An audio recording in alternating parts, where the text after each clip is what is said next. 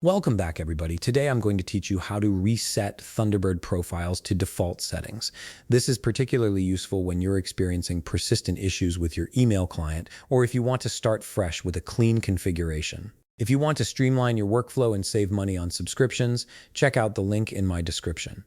First things first, open your Thunderbird application on your computer. Once it's loaded up, look to the top right corner of the window where you'll see three horizontal lines. This is your main menu icon. Go ahead and click on it to reveal a drop-down menu with various options.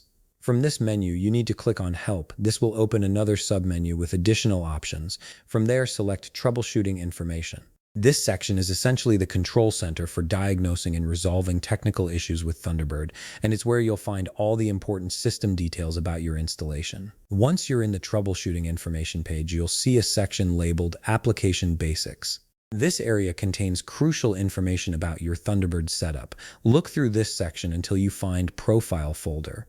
Right beside it, you'll notice an Open Folder button. Click on this button and it will take you directly to where your profile data is stored on your computer's file system. Now that you're viewing your profile folder, look at the top of the window and click on Thunderbird. This will take you up one level to the main Thunderbird folder where all the profile-related files are located. This is an important step because you need to access the parent directory to properly reset your profiles. Before you proceed with deleting anything, you must close your Thunderbird application completely. This is crucial because if Thunderbird is still running, it might prevent you from deleting the necessary files or could cause corruption.